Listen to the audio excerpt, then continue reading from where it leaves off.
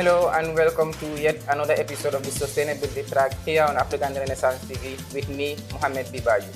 Today's topic of discussion is career guidance and psychosocial support. To form a discussion around this, I have two gentle ladies here who will guide us through this conversation. Before we kickstart the conversation, we'll take a quick introduction from each of the guests here. Thank you so much for having us. My name is Fatmata J. Jallo from the University of the Gambia. I serve in the capacity of a guidance officer at our recent Career and Wellness Counseling Center. So once again, thank you. Fatmata J. Jallo, thank you for coming here on the Sustainability Track. And Good afternoon. My name is Fat Kasama. I work as the outreach officer at the UTG Career and Wellness Counseling Center. Thank you for having us. Zahra Jallo here with you. We want to form a baseline as far as our discussion here is concerned on career guidance and psychosocial support. What is career guidance? Okay.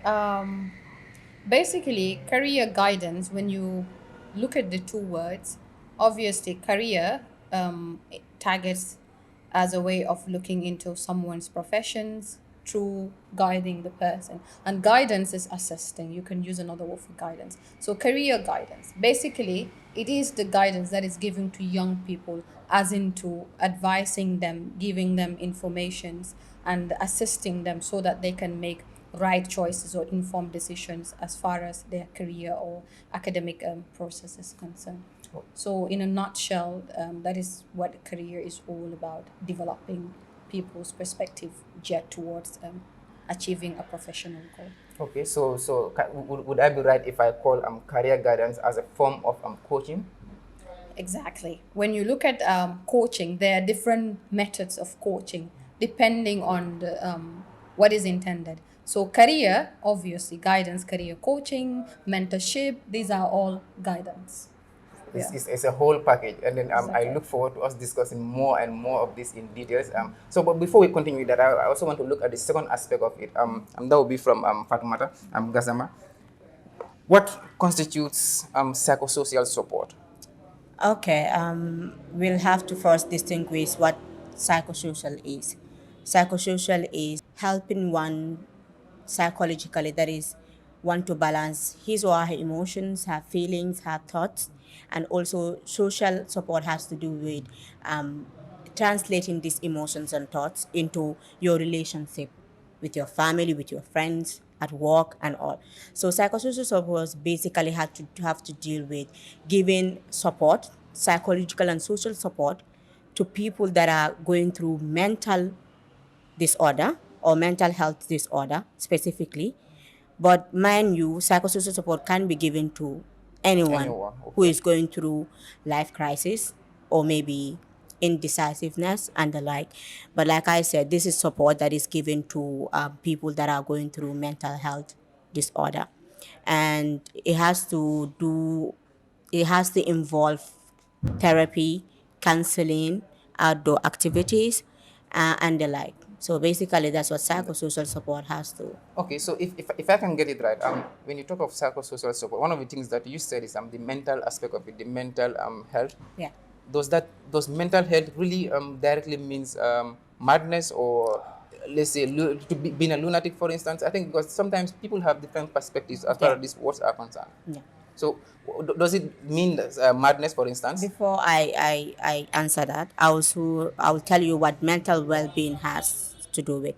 Mental well-being is emotional stability, is having that rightful thought, being able to project yourself in the right way, self-confidence, self-esteem. This all falls under one having mental well-being. So if you're struggling in these areas, let's say you're struggling with self-love, you're struggling with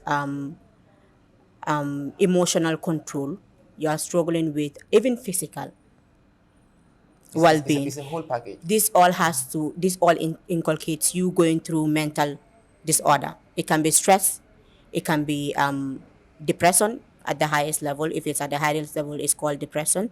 If it's something that you can just fight through in a short period of time, it's called stress. So if you are going through these stages in life, you can be considered as someone battling with mental health. So That, basically, that is indeed important, because some of these terms can be so technical. yeah. If you are not a professional in it, or you are not not exposed in it, you might not be able to establish these facts. And that brings me to you, Fatimata Zahra. Um, I want to take this as a scenario example, like to give you a scenario, and then we see how to forge ahead with it.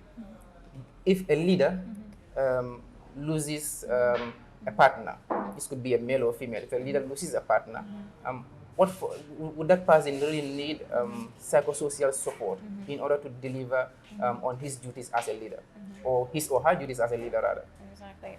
I'll be really glad to answer that scenario. Now, technically, I'm just giving you a real life example.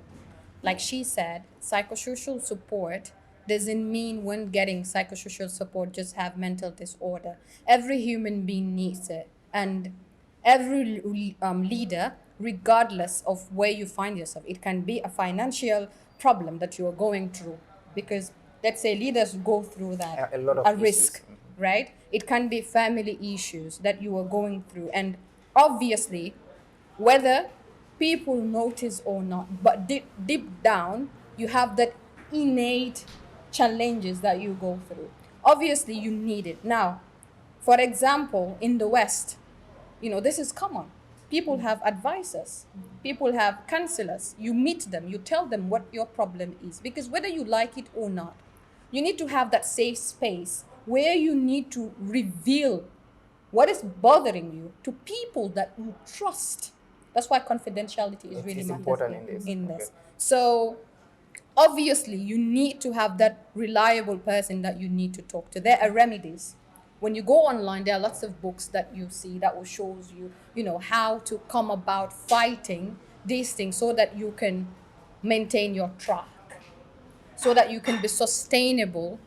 When you look at the topic sustainability, in the way you manage in yourself. where you manage yourself, identifying yourself, arranging yourself, putting yourself together so that you can have a stable mindset to achieve what you intend to achieve. So every leader needs that. Every human being needs it I, in I, general. I was actually using a leader in a scenario situation, because in the case of the Career and Wellness Center at the University of the Gambia, I want to use that with in the context of students, for instance. Those failing, let's say, not passing a particular course, that is a requirement at the university to proceed to another level. I mean, that comes with a stress. Yeah. So can a stress like that require a student needing support psychologically? Yeah, I will first talk about stress as in healthy stress and unhealthy stress. One studying for exam to pass can fall under healthy and can fall under unhealthy. And also with the fact that failure is termed as something very, very, very bad in the country, in the world In at the world large. at large. When you fail a course, you feel in life, and that kind of mess with your mind. You feel that, oh, if I don't pass this, but the actual thing is, when you come to the center helps you realize that in order to pass, sometimes you need to fail. So having that in mind, saying, oh, I failed this course, and UTG obviously always give you chance to repeat the course and have an A or a B or even a C in it. So having that mentality that if I fail this course, I can still repeat it. I'm not stupid or I'm not a failure because I failed this course and it's a requirement or it's a core course will kind of give you that peace of mind to study, relax, study, and do the course all over again and pass, have a pass or even an A plus in it.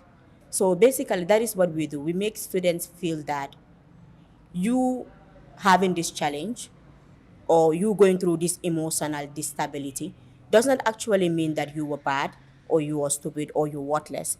It means that you're just transitioning to get to Which is that part of the human life. path that you want to get to. Most multi-billionaires, most successful writers, most scholars have gone through failures in life. It was not a straight. You had your hurdles, you had that bumpy ride, but it led to where you are today. And that is basically why psychosocial support is important, because it makes you feel that this failure can be translated into success and achievement. A story that I can narrate to my people, to my children, to wherever I might find myself in. Indeed, I really agree to that because when you see most people that go through hurdles, challenges, most people will come out of these challenges Stronger, yeah. more knowledgeable because Yeah. you learn a big deal of experience in it. And then Exactly. I also ask this because looking at the University of the Gambia or the students' fraternity generally in the Gambia and in beyond the Gambia, for instance, students would always have this stress Yeah. of examinations. Some have exam phobia. Yeah. Other people were in terms of what the society looks at you when you Yeah. don't proceed to the next Exactly. level Yeah. as they believe. So so it's important people understand. Like from what you've said, people should understand that not. I mean, having a fail does not really mean you don't have knowledge in Yeah. anything. Yeah. It always means you have a challenge. It could Yeah. be due to any reason. Yeah. So I think that is really Yeah. important. And to be honest, exam basically cannot be like That a one thing guideline that to can- one's intelligence. Definitely not. It's like a gamble. We have the most intelligent people that sometimes even don't pass WAS and they have to go and resit. It's And indeed sometimes, like you said, it can be a something- factor of phobia and too much Yeah, stress. yeah. And whatever thing you've studied just evaporates. And you don't remember a thing in that classroom that you sit your examination in. So it can be a factor of a lot of things. That is important. Zahra, when I come back to you on this question, looking at the career center at the university is one, and then looking at the staff there, comparing in comparison to the number of students at the university, that is like less than 10 at the career as far as staff are concerned, with the student population of over 7,000. Is there an imbalance or of what people really demand and what people need as far as the counseling is concerned and what the career can offer, or that is the other way around? Okay. Before coming back, I think there's one point that we missed in the beginning. That is basically looking at the structure of the career center and its purpose of existing. When you look at the University of the Gambia, it's a public institution, and then it is an aspect. It's very important. It's an integral part as long as the nation is concerned. And then when you look at the population, we have close to 8,000 or 9,000 approximately of young people. And these young people, they constitute 60% of our population. So it's an environment that is grooming young people. When you look at our motto, knowledge, truth, and development. Now, development is really important. It goes with knowledge. Now, when you look at the career center, it's set up to develop practically, theoretically, these young people, because the purpose of coming to the university is to either employ or be employed. And your mental well-being is very important. When this center was setting up, it was funded by the United Nations Development Program. And during that time, it came at a specific period when we were advocating against 16 days of activism against gender-based violence. And now you see why social support is really important, because there was a problem. When you want to solve a problem, you need to find out where is the root cause of the problem. Career counseling in the Gambia, for say, it's not availed to the students, and this thing starts from a root age, from kindergarten, coming up from grassroots level. And when you look at our center, it is a center that is structured of young people. We are young people. We know what young people need because we are still in need of a lot of things. Now, in terms of enhancing the capacity of the students, knowing that, we are a group of people within, that's why you start small and then you grow big. Of recently, we started so many projects. For the first time in the history of the University of the Gambia, we are working with United Nations, the UNFPA. We started with when we talk about career, the National Assembly internship, we had 100 young people. Let's put aside UTG, 100 young people of this nation at the National Assembly. We have close to 230 young people that are mentoring and coaching young high school students. We had the Psychosocial Support, 150 UTG students are now, these are all carried under a center, which is approaching to 2 years. That's a massive achievement. It's indeed a massive achievement. Within this short duration, I think anyone that can look back to that and say, okay, this is really an achievement, not just for the University of the Gambia, but for the country at large. Exactly. But coming to that, I think whatever, even though there are achievements, I like to believe as staff of the center, career center, there must be challenges to your job as career guidance and counseling officers or staff. So, as to be specific, at the University of the Gambia, what are some of those challenges that you face in the process of providing career guidance and especially maybe career support to students of the university? What are some of the challenges that you face as a center?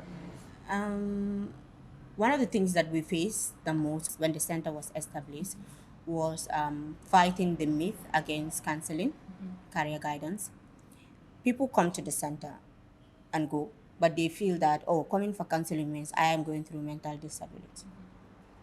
Or I know why I'm studying what I'm studying, so I don't need anyone's help. Anyone's judgment or advice. Exactly. But the good thing that we did as a center is we did not only focus on counseling and career coaching to get the visibility that we want. That is why we brought up projects. And in that projects, we had the chance to train these students for a week. During those 5 days training, they're able to learn a lot of things. Psychological courses and also social topics. They go through self-esteem, stress management, assertiveness, critical thinking. Assertiveness, it's indeed my favorite. And out of that, I really attended one of those. Boy, Exactly. It was important. Exactly. It was important. So doing that and those people going to their friends and be like, oh, the career center organizes training. Oh, we have learned a lot. And we realized that, oh, you don't need to be going through mental disorder to come to the center. Or you don't have to be in a career dilemma to come to a career coach. It's like there was a stigma around counseling. And that is worldwide, to be honest. People feel that if I see someone to talk to, let's just clarify, counseling most of the time has to do with listening and not advice.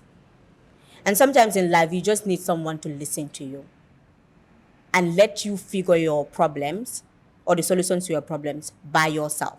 Okay, so as a career professional or career guidance staff, you don't just, it's not like you are there to give a solution. Put things on the table for them. Say, okay, no. You, like, for example, you fail an exam, go back and study. No, that's not your job. It's to listen and establish, to make the person understand what his or her problems are and what he or she needs to do. Exactly.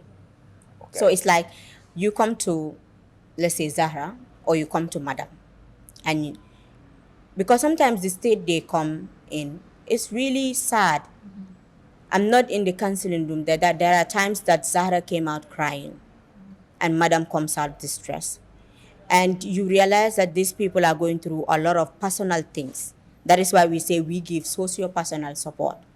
We don't just give support based on your education. We also give support based on your private life, because these two have a correlation. If you're going through stress at home, in your marriage, with your parents, or even with your lecturer, it affects your grades. So what they do is kind of have that conversation with you, but listen more. And by the time you guys do your series of meetings, you are able to realize by yourself, this is the problem, based on the alternatives that are given to you by the coach and also the counselor. That is important, because when you look at especially for education, looking at the University of the Gambia, like she said, about more than 90% of the population of the University of the Gambia they are youth. Yeah. And these are people that we need for development of this country and the continent at large. So Exactly. them having the right mindset, with the right guidance and support, they really need that to be able to excel our objectives as a nation. Definitely. That is important. Yeah. And this is why on the education sector, I still want to ask this question. Do you really think the education system of the Gambia needs to inculcate career centers and career professionals from the grassroots levels, not just at the tertiary level or with the university, even at the lowest level of education here, from the primary to the nursery? Do we really need that? I would strongly say yes, because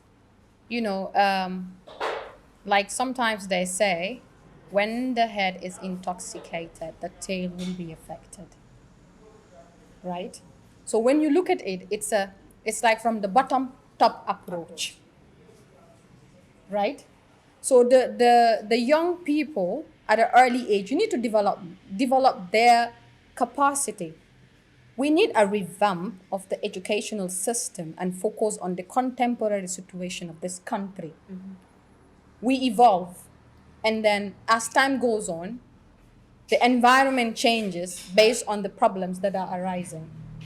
Now, why do I say this? Let's look at Japan, for example, or Canada, these Asian countries.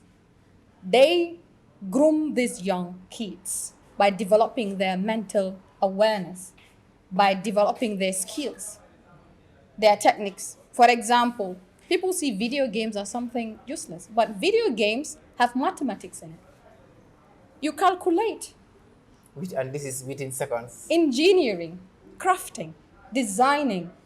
You see your kid is good at something, help them, watch them.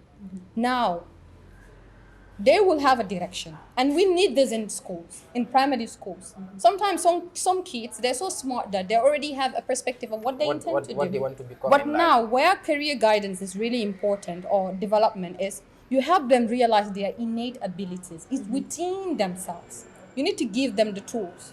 Like she mentioned, you don't need to tell them what they need to do, but you need to avail them with opportunities and say, hey, look, do A, B, and C. This is what you will get. You do It's a like research of the labor you market. expose the creativity in They them need as something exposure. they- Thank you. That's the right word. They need exposure as into everything.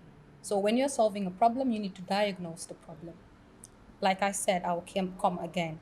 The career center exists for a purpose because there was a problem. And now that problem is being solved because we know what the people need, what the university needs. And this is long overdue. The university has been existing for 20 years.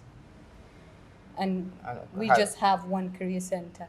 Now, this would solve the problem of other people coming in, but those people will keep coming up with problems because their problems started at a very low level, which we need to rectify for us to have a good system.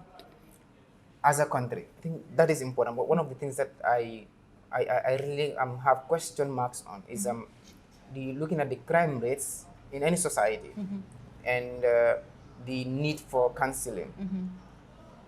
If you have to make a comparison between these two, to say, okay, those people that have the opportunity to be counseled and provided support in terms of psychological support, and those people that don't have the access to that, I mean, who are more prone to crimes in a society. In the society. You know, when you look at the structure of the society itself, the society is vast. Sometimes you don't need an expert, but you look at the home setting. I think the level of awareness starts at a very young age, growing up. You cannot, like the counselor or the psychosocial support expert, the problem has already been done. That's why in these stages, sometimes you come at a particular point, you meet the parents, you meet the children, you meet all the guidance, because you have to give them tips as into how they need to groom these young people. But obviously, somebody without an awareness or knowing how to go about it would face more problem compared to someone who is exposed within an expert. But the problem starts within this, how to call it, it's a social setting where when you look at the norms and value and culture of the Gambia is interrelated. When you talk about a psychosocial person or someone who gives psychosocial support, they say, I don't need it. Well, you need it, but you don't even know you need it because the awareness is lacking. You know. So the awareness here holds a key value as far as this is concerned, because people need to know about it. The exposure has to be there.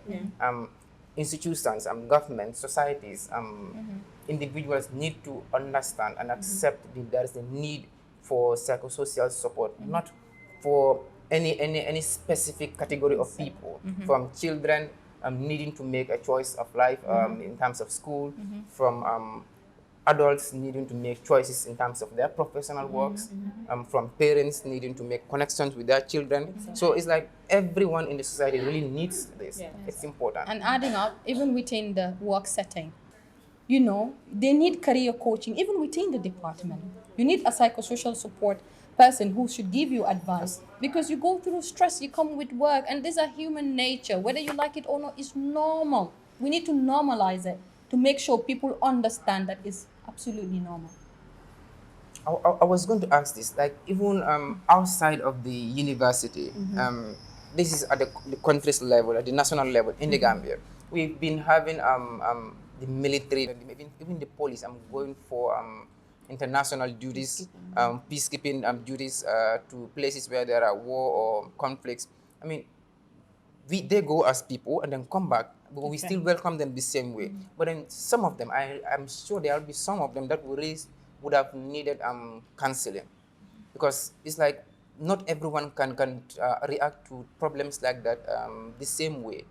So it's like this is just beyond the university. Yeah, definitely. I think the career is just one gateway that your country can be hopeful to say, okay, we need this, not just as a university, even as a country, we do need this. There was a time that a very high position police officer last year, if you remember, Zara, came to the office and said they will need the center to organize it. They want a cleaning at the police station. Because like I said, even not to mention those that go to Darfur or other it's just- peacekeeping nations, that is high level mental problem. But even those within the country sometimes do go through stuff. The law enforcers are people who have to deal with a lot: criminals, rapists, pedophiles, traffickers, a lot. And sometimes things that you witness are too much for the ordinary mind to handle. Like Zara said, psychosocial support should be given to people in all disciplines. Categories. The police need it. The doctors need it. If you were to conduct a research at the medical school, Yeah. you will find that lots of students are going through Issues and distress challenges. and depression because they are going through a lot. And when you talk about yourself sometimes, don't get me wrong, there are times that you even express what you are going through and say, I'm not fine. Yeah, unknowingly. And then your family or your friends will tell you, come on, you can handle this, you can handle anything. You can carry anything on your shoulder, but sometimes you need help. You need a soul that will lean up to. I always tell people sometimes. even an ear to listen. To Exactly. can I always tell people sometimes when you're not okay, say I'm not fine. Say I need help. Don't, and mind you, it's because we accumulate. Depression just don't happen. Overnight. Everyone go through depression. There's short-term depression and there are long-term depression. Everyone go through depression. But what leads to long-term depression is the fact that you go through stress today and you're like, oh, tomorrow I'll be fine. I'll just sleep it off and everything turns back to the way it is tomorrow. And I move on. But no, mind you, these things accumulate. And you sit one day and you wake up and you have bipolar disorder. Or you're going through depression. And you still put a smile on your face daily, give a facade that you are okay. when Before you we wake realize it, Do Sangam committed suicide. But how? He was with us. He's fine. He dressed well. It's basically like someone that is sick in terms of disease. Internally and then drinking paracetamol, for instance. It does not cure. No. It just It mitigates. Mitigates, and then but the major problem accumulates somewhere, and which is really detrimental to our Yes. health. Well, Fatma Zahra, so to kick on from where we stopped, one of the things that I really want you to take us to now is the series of activities that the center has been through. I mean, I think this is important. For a center that is as young as 2 years, I understand that we've come a long way, and then you've actually contributed a lot in terms of development, in terms of activities within and outside of the university. Yes, that's in fact, I'm so glad to say it, because to be candid with you, when I talk about it, I feel so excited. And when we just started, among the work that we've done was, for the first time, working on the graduate scheme program. Like I said, when you look at the Sustainable Development Goals of the United Nations, there are lots of it, but the center is also contributing, the university per se, because we are an mobility of young people. That is economic growth, economic empowerment. We are also into mental well-being of young people. So this is all geared towards the sustainable development when you want to localize it within the country that the Gambia is doing, and the University of the Gambia is taking part. Now, the graduate scheme was one of it, which is very exciting. In fact, I would be so glad to say you are one of our beneficiaries, Well, right? I am one of the beneficiaries of the graduate Exactly. scheme. So It was really important. I really learned a great deal from it. Exactly. So, like looking at the motto of the university, knowledge, truth, and development. Now, this is where the development comes into play. It's not just about providing avenue to educate young people, but to make sure that they're practicalized, to make sure that they have a grasp of the employment sector. The local government area council, the United Development Program, and then the Ministry of Finance under the Economic Management Project, which was then headed by Mr. Nuhan Nyasi, may he so rest in Amen. peace. Yeah. So we deployed young people to the provinces. In fact, some of these people have never been to the province. It was for the first time. They're working with these people at the grassroots level. And this is where development comes place. We are all young people. We are leaders of today. I want to say leaders of tomorrow. And you need to know how it feels down there looking at the rural Gambia. The way around is this is where you need to psychologically prepare the mind of the young people. You need to make sure you groom their psychic. You've never been to the province or you are given a job. You need to be prepared. We don't give you the opportunity, but we show you how to sustain the opportunity. That's where the sustainability come into place. How can you maintain it when you don't have a basics, when mentally you're not groomed? So this is why training is really important and preparing your mindset before you have the opportunity so that it can be sustainable. We're not just giving opportunities, but we want a sustainable opportunity. At the end of the day, we want employability, but they need to be ready for it. Now, coming back to the National Assembly internship, we always begin with trainings and we always inculcate psychological topics because we need to shape the mindset. That is what the center does. And this is something that every institution, regardless of what you are doing, you need to train them. You need to groom their mentality. You don't need to tell them stories, tell them the realities, and you need to make sure they face challenges, but know how to deal with the challenges. You talked about positive stress. You talk about negative stress. You can change your negative stress into something positive. Challenges can be negative, but you can change challenges to healthy, positive things that you need to go about in making sure you attain what you want. I want to ask Gassama this question.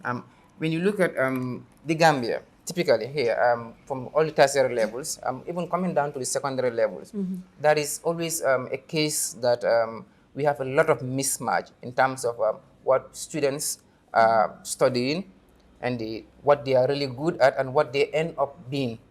It's like people don't really belong to professions that they are training for. You will see someone who is really passionate about journalism, being forced by the system to study commerce, to study finance, for instance.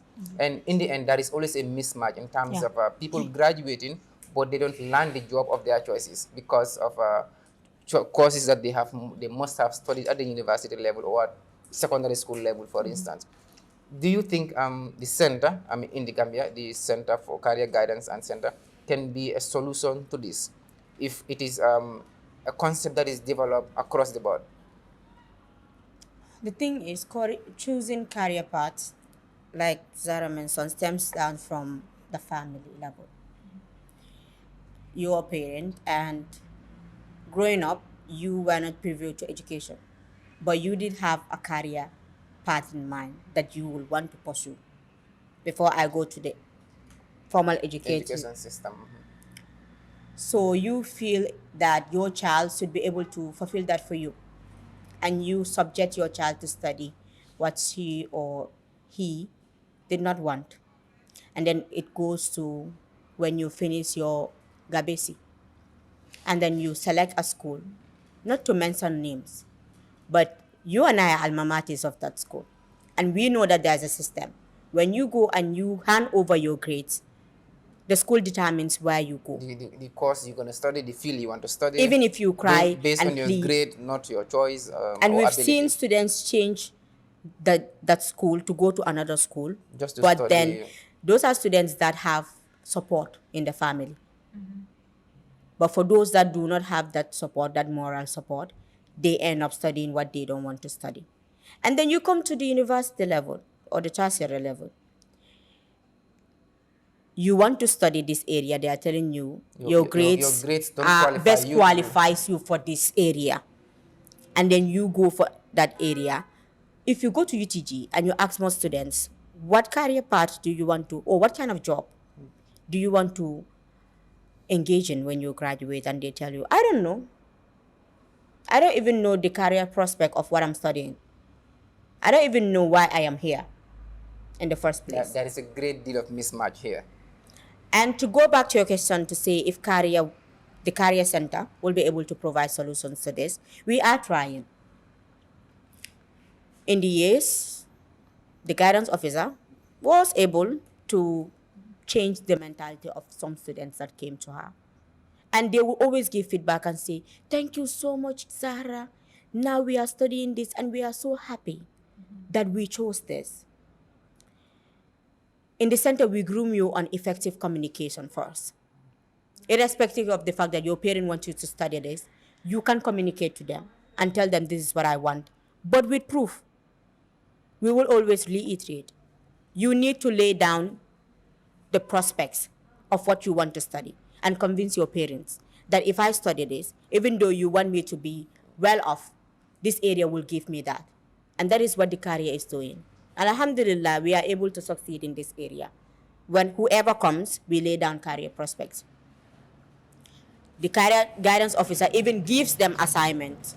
Go home, research on this area, come back and tell me if this is what you really want. And when you come back, he will still ask you, are you convinced with what you saw? Is this what you want? The University of the Gambia has a population of over 9,000 students, and majority of those students are young people. Being able to at least influence this majority of that 9,000 is an added value. It's not much, but it's at least a step. To the right direction. Exactly. Those youths, young people, we have children. And that is what we want. We want the change to start from our generation. If we are able to change our mentality and our mindset, we'll be able to inculcate that in our children, and they'll be able to do that in their children. So the step-down effect will be achieved. That is indeed a step in the right direction. I really subscribe to that idea. Coming to you, Zahra, one of the things that I really wanted to ask here is what must we do as a society? This is in the Gambia at the national level. What must we do to reduce the vulnerability to stress, the vulnerability in terms of psychosocial challenges? What should we do as a country? Okay. As a country, what we need to do is, like I said, we need to understand our challenges. We need to understand the effects of what is happening. We need to indulge in research, doing survey, interacting in all aspect of area within where you find yourself. You cannot solve a problem without understanding what is the root cause of the problem. And this country, in certain areas, we need a paradigm shift. Let's come to the education system. When you look at the University of the Gambia, it's an education institution. But then, is it the curriculum growing up, is it in line of what the country needs? Capacitating young people, are we actually understanding what they need? We need to make theories, we need to make research and find out. Obviously, this is a global challenge. When we say it's a problem, it's not just a problem within, it's a global challenge. Every country have their own challenge. We need to reform the system. We need to develop policies that are in line in shaping the young people. The young people should understand why they are grabbing this opportunity. The funders needs to know what the young people need, and the young people need to be trained as into how they need to utilize in making sure that we achieve a common goal. That is the agenda of this country. There should be a strategic roadmap. In development, sometimes when you develop a strategic roadmap, what do I intend to achieve in 5 years? What does the country need in 5 years? Then we focus. What does the country need in 10 years? But these things are interrelated. Solving this problem now can be a long-term solution. So as an institution, as a country, as young people, we need to understand our problems. We need to look at the dynamics. We need to look at our environment. We need to look at our community. We need to look at our entrepreneurship sections. We need to also understand what the young, the old, is an intergenerational settings. What do we need to do to exist as a country? I think that is what we need to do. That is important. Coming to you, Fatmata Gazama, when you look at the Gambia as a country, we've talked about what the need for every individual to have support, to have guidance in terms of psychological support or career guidance. These are important. And we've also deliberated on some of the challenges that we face as a society and the challenges that the career faces as a center. But one of the things that I want us to look at here is there hope for this country in terms of career guidance and counseling? Is there hope? There is hope. The center is just newly established, but we will pray in the long run. We have branches all over the country. And we will want students that we are mentoring at the center to also have a mindset of pursuing counseling and career coaching in the future, near future, per se. And we will want to advocate for the opening of guidance unit in schools. Because in as much as we want to impact the lives of students in the University of the Gambia, we want to go beyond that. Beyond the university. In the long run, we plan to organize community sensitization programs to at least give an insight to people that career coaching, socio-personal counseling, these are not bad things. This is part of life, growth, changes, development. It's all part of the well-being as well. So if we are able to achieve all this, and we hope to achieve them, we'll be able to bring the change that you just asked. So I am hopeful that change will come. Therefore, I would really, in my own understanding, conclude there is hope for this country. Definitely. There is hope for the generations to come. Yeah. Like she said, looking at a country that boasts a 60% youth population. Yeah. Looking at the educational system, with all the challenges it has, we still believe there is hope for improvement in terms of quality education.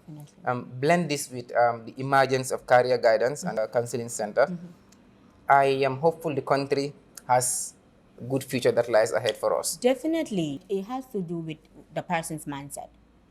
You can change one self-centeredness and make the person open to caring and loving others and putting the well-being of others first. Sometimes people that are selfish do go through self-esteem issues. That if I don't have this, I will not get this. That if I don't get the wealth and power and authority that I seek for, I will not have people respect me. I will not have people bow down to me. I will not have this, I will not have that. So like I said, mental well-being, development, if you study development, Amartya Sen will always tell you it's capacity to function, but it is also well-being. Development is well-being. Even if you have good economic system, good GDP and all, if your mind is not at ease or if your mind is not healthy, all that becomes worthless. Indeed. So in order to achieve development in education, in health, in our social lives, we need to put our well-being first. In order to have development and peace, Yes. we really need support, we really need mental stability. Yes. And that can be provided through the career guidance and center, not just for the University of the Gambia, but for the Gambia as a whole. And Definitely. I want to round up this question in this interview with Fatmata Zahra here. What does the career guidance and center and counseling center from the University of the Gambia have for the Gambia and the university and even Africa as a continent in 2023? Oh, I'll be so glad to answer that. When you say the University of the Gambia, for me, it's the Gambia. That is my entire concept. Not for the Gambia. We already have something for the Gambia because we are grooming young people. And the young people is for the Gambia. So I will disagree to that. We are still doing for the Gambia. It's still for the Gambia. So this 2023, we are looking forward to lots of initiatives. Obviously, I think some while ago, NACA and Ministry of Higher Education intended to have this career guidance and counseling to high schools, and then there are series of training that has been existing where teachers have been, trained. You don't need a structure Okay. for you to exist. You can start with something small. So what we need to do is, yes, there's a hope for this country, but we need to take an action. We need not to wait when the problem escalates and then we decide to solve the problem. You don't need an office to set up for the beginning, but you can even guide and coach within your premises that you find yourself.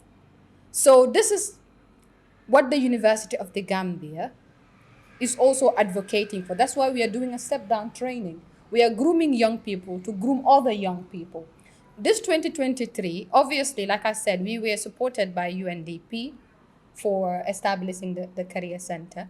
And then we are hoping to do a lot of things. And this year's theme with the United Nations is on, fighting sexual and gender-based violence and also maintaining mental well-being. It is this year's theme. Why is it existing? It's an important part. There's a need for it. We'll be embarking on research on mental health. You cannot solve mental health when you don't know what is the actual problem. So like I said, research goes with development. You need to understand what you are doing. You need to understand where the problem is. Even when you're setting up a business, you need to do a market survey.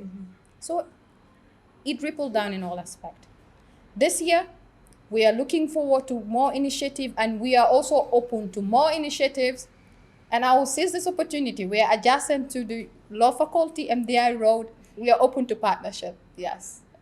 Indeed, the Career Guidance and Counseling Center is open to partnership, and I am afraid, in as much as I am loving the conversation here, it left to me alone, and the viewers too. I'm sure we would have continued this for a whole day, but due to respect of time, I'm afraid this is what all time permits us. But then, before to round up, and then we will take final remarks from each of you, and then we'll cut the start from there.